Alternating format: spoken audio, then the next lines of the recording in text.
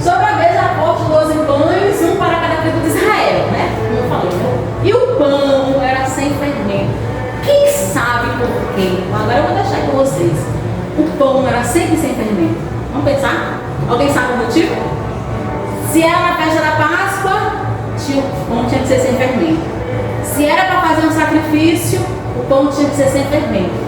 Aqui, os pães que estavam ali eram sem fermento. Por quê? É purificado. Bruno acha que era para ser purificado, ou quem mais tem algum? O que o fermento faz numa massa? Cresce, fermenta, né? Fermenta, cresce. O processo de fermentação, o fermento simplesmente ele modifica, ele apodrece a massa, você sabia disso? Ele tem uns bichinhos, não sei como é o nome, que apodrece, né?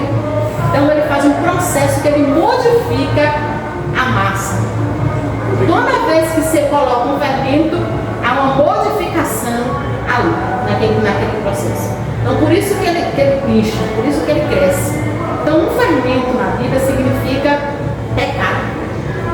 A massa deixou de ser pura, deixou de ser original, ela foi modificada, ela foi contaminada. Na verdade, fermento significa contaminação, porque é um elemento bactericida que entra ali, que fermenta, que estraga, então ela contamina. Então, o fermento não, o fermento significa contaminação. Então, quando Deus, é porque azul, no reino espiritual, quando Deus fala assim, o pão tem que ser sem fermento, ele estava querendo simbolizar assim, tem que ser puro. Não pode contaminar. Então, a vida da gente tem que ser pura. O fermento significa pecado, né? Contamina. Então, os pães da presença tinha que ser sem fermento. O pão também, para quem vai ficar aí com sacrifício, diante do sacrifício, é sem fermento. Simboliza a Cristo, né? Que é o pão da vida, já falou sobre isso. João 6,35. Vai passar? Nunca mais vocês vão esquecer a mesa, os pães, o candelabro, né? De ouro maciço, não tem madeira de acácia. Tá? Não tem, né? Ele tinha 7 lâmpadas, 3 de um lado e do outro, e essa aqui no meio. Então todo candelabro, né? Tinha essa questão, né? Ou castiçado, mas era mais chamado de candelabro. Então, 3, 7. 7 significa a perfeição, né? Qual era o simbolismo então do candelabro que estava lá? Provisão da luz para podermos enxergar e obter orientação. Um detalhe do candelabro, não podia se apagar nunca. Nunca, ele tinha que ficar sempre aceso. Então os sacerdotes tinham essa incumbência de todo dia ir lá e manter a lâmpada acesa. Eles não podiam vacilar, esquecer e deixar que uma daquelas lâmpadas, olha que coisa interessante, gente, se apagasse. Então o que representa? Representa o Espírito Santo dentro de nossas vidas. E a gente não pode deixar se apagar. A gente tem que fazer isso, né? Então, Cristo é a luz que dá direção àqueles que confiam nele. É a luz, o candelabro estava ali para iluminar, né, o lugar santo. Então, o Espírito Santo de Deus, ele nos ilumina, ele abre o nosso entendimento. Vamos ler pelo menos um versículo aí. João, vamos continuar com a pergunta. João 1,9. Aquele que é a verdadeira luz que alumbra a todos estava chegando ali. Eita, forte, né? E o 3,19 diz, e a condenação se baseia nisto. A luz de Deus veio ao mundo, mas as pessoas amaram mais a escuridão do que a luz, porque seus atos eram maus. Forte isso, né? Então essa luz a gente não pode deixar apagar, não podia deixar apagar ali. Representava o Espírito Santo, representava a luz. Jesus disse, eu sou a luz do mundo. Vamos passar? E a gente, feito de ouro maciço, tinha 7 lâmpadas, representa a luz. Aí no candelabro, Pode voltar para o candelabro. aquele texto de Samuel fala assim, que não apagada a lâmpada de Samuel, ele está ali atento para poder Não podia. deixar apagado. Não. E outra coisa, era do altar de incenso. Que fogo é do outro, né, desse não tinha, que não podia ser qualquer fogo, né? É o próximo, é o altar do incenso. Pode passar? Aqui, o terceiro e último móvel de madeira de acácia, revestido de ouro. O incenso é escassamente feito para queimar continuamente na presença do Senhor. Simbolismo. O louvor e a oração devem ser a prática do povo redimido. Gente, esse altar aqui, né, ele tinha esse incenso aqui, e o primeiro fogo desse altar foi Deus que fez, foi Deus que acendeu. E ele disse para os sacerdotes que esse fogo não podia ser qualquer fogo. Você não podia chegar lá e pegar um incenso de qualquer outra coisa para poder colocar aqui. Tinha que ser do altar do holocausto. Então o primeiro incenso que foi colocado aí foi feito por Deus, e existia um específico para Israel. Então as pessoas não poderiam, o sacerdote não poderia trazer o fogo, que ele chamava de fogo estranho. Então ele representa, gente, o nosso louvor, a nossa adoração. Era com esse incenso aí que o sumo sacerdote entrava no lugar santíssimo. E o incenso representa as nossas adorações. Quando o sumo sacerdote entrava com aquele incenso, Maurício, ele estava dizendo que ele estava entrando com as orações. São as nossas orações que chegam primeiro na presença do Senhor. Porque onde é que ele entrar? Ele estava no lugar santíssimo. Então, ele entrava com incenso na mão, que simbolizava as nossas orações. Então, é o louvor, é o meu louvor, é a minha adoração que tem que estar constantemente ali na presença do Senhor queimando. Quando a gente deixa esse fogo se apagar, que também não podia, o candelabro não podia deixar de ser, né, não podia apagar, e esse altar de incenso também tinha que ser constantemente aquecido, aceso. Eles tinham que estar lá o tempo todo colocando, é como se fosse carvão, não era carvão, tá?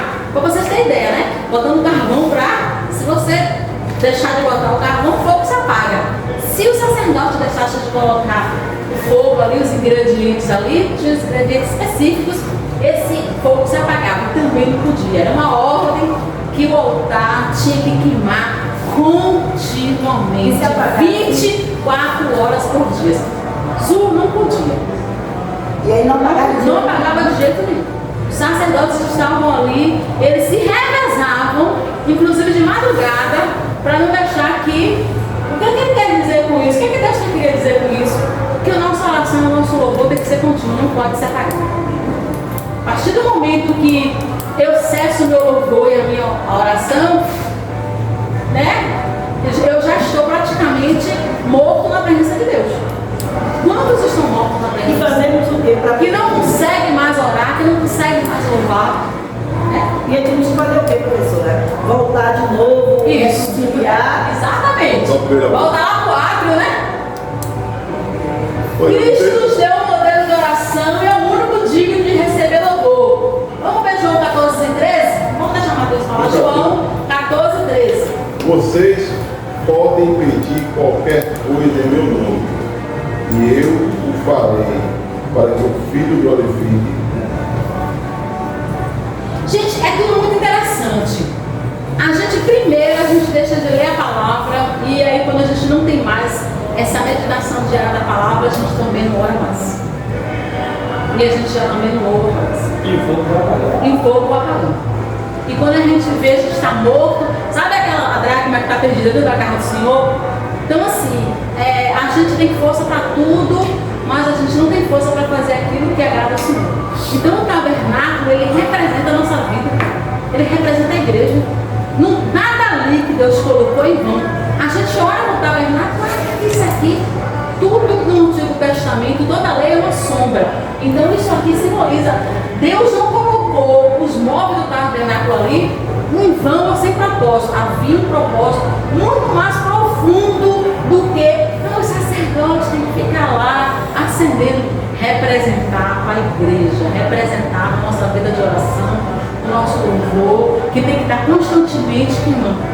É interessante que às vezes a gente... É por isso que a igreja é importante. E às vezes dentro de casa, às vezes a gente não tem muita força, ou os afazeres, as muitas coisas que vêm, fazem com que a gente às vezes não tenha tempo de ler a palavra e nem de orar. É por isso que é importante congregar, porque ali o fogo reacende. Ali é o lugar, que o Jesus falou, né? Onde o Espírito Santo vai reacender a sua intimidade com Ele. E como você vai te falou? dar forças para... Quantas vezes eu cheguei aqui desanimada no louvor, que esse rapaz aqui, né? No louvor, uma vez eu estava aqui, eu vou passar para você, irmão, você estava bem mal. Ele cantou uma música, né? A mão de Deus. Até hoje eu gosto dessa música, né? Eu senti tanta presença de Deus. É a mão de Deus, né? Para a gente terminar com ela. Então, e ali, às vezes, irmãos, um irmão vem orar por você, a oração, a palavra que está sendo ministrada. E é na igreja que a gente se restabelece, né? É na igreja que a gente tem forças para continuar. É o pão da presença, né? Olha os pães da presença, os dois pães que estão continuamente na presença. E talvez, será que, como a irmã perguntou aí, talvez possa ser até que apagou alguma hora lá. Alguém deixou o tempo apagado e depois foi lá e acendeu. Mas o que Deus estabeleceu. Vamos lá? Feita de madeira de Acácia. qual é o único que não foi feito até agora de madeira de acácia? Revestida de ouro e havia 4 chifres. Gente, ele também tem chifres. Lembra que o altar do holocausto tem? Né? O altar do holocausto nem tinha. O incenso era especialmente feito para se queimar na presença do Senhor. Vamos lá falar, eram lá umas coisas bem específicas que Deus usou. Não era qualquer incenso, não era qualquer coisa que se levava. O incenso era continuamente queimado na presença do Senhor. Representa a intercessão de Cristo na glória. Deus está, o Espírito Santo, Jesus está sempre ali intercedendo por nós. E as referências. Vamos passar? Terminou os móveis ali do lugar santo, né? Agora a gente vai entrar no Santo dos Santos, que representa a nossa vida de intimidade. Só quem entra, gente, nesse lugar aí é que tem intimidade com Deus, né? Muitos só estão no átrio, alguns chegam ao lugar santo, mas poucos entram no lugar do Santo dos Santos.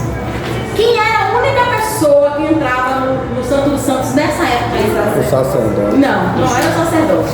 O sumo sacerdote. O sumo sacerdote. E era escolhido quando ele entrava pelo povo, tinha que santificar, amarrar uma corda nele, né?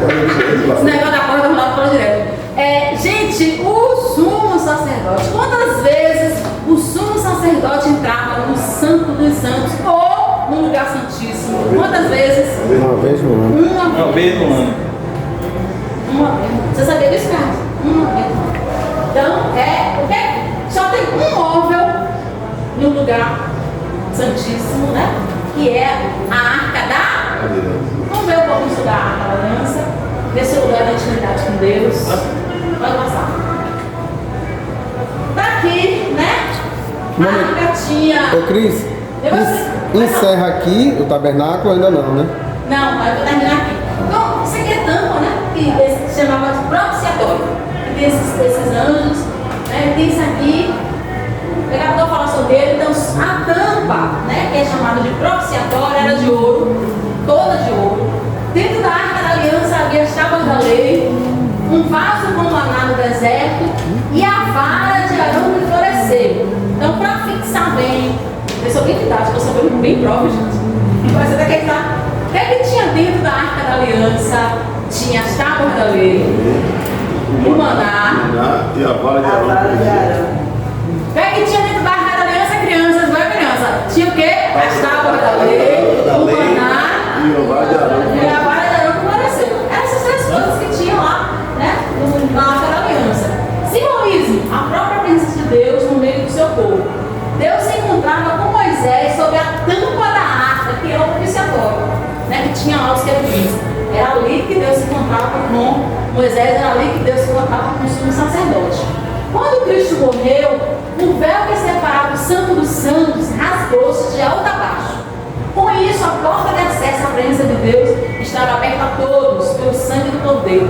Gente, esse lugar santíssimo, né? Que eu disse para vocês que só o sumo sacerdote entrava. Ele tinha uma grossa coberta que cobria, que separava o lugar santo do lugar santíssimo. Aí a gente, quando pensa em coberta, não vou nem dizer essa aqui, porque essa aqui está tão fininha, né?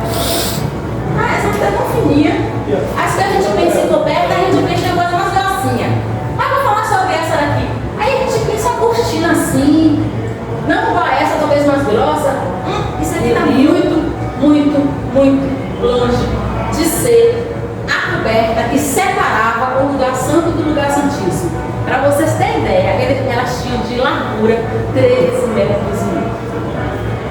é muito grossa. E você sabia que essa cortina tão espessa foi rasgada sozinha quando Jesus na cruz disse assim, está consumado. Quando ele disse isso, o véu se rasgou de alto a baixo. Qual o simbolismo disso, Zulu? Você que está aí, né? E Bruno são novos. Significa que aquilo que impedia o acesso ao lugar santíssimo foi rasgado e agora nós temos acesso. Somente o sumo sacerdote entrava, agora todos podemos entrar através do sacrifício de Deus. Então representa a presença de Deus e ali, nesse lugar de intimidade, ali só se encontra aqueles que realmente buscam. Buscar-me-eis e me achareis. Quando me buscar de todo o vosso coração. Pode passar. Somente sua tampa era de ouro puro. Tá? Havia sobre a tampa 2 querubins. Esses 2 querubins tinham asas bem grandes. Aquele era melhor bem grandes, porque eles cobriam, né? Esses querubins que protegia o que estava dentro para ninguém ver. Somente uma vez no ano o sumo sacerdote sabe que errado. Entrava no lugar santíssimo. A arca simboliza a presença de Deus no meio do povo. Simboliza a justiça e a presença de Deus. Gente, a arca só podia ser carregada nos ombros.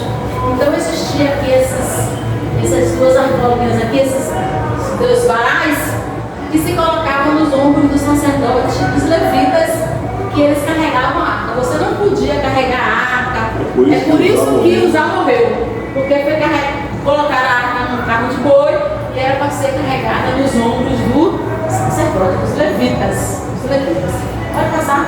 Acho que as cortinas, ela está terminando, Maurício. Aquilo que eu falei para vocês, gente, né? A gente pensa em uma cortinazinha, não. Ela tinha várias cortinas, né? Então a gente tem a primeira cortina, que era linho fino bordado. A segunda era feita de pele de cabra. A terceira era feita de pele de carneiro. E a última era de textura. Então, todas essas cortinas, uma costa sobre a outra, impedia as pessoas de entrar no lugar santíssimo.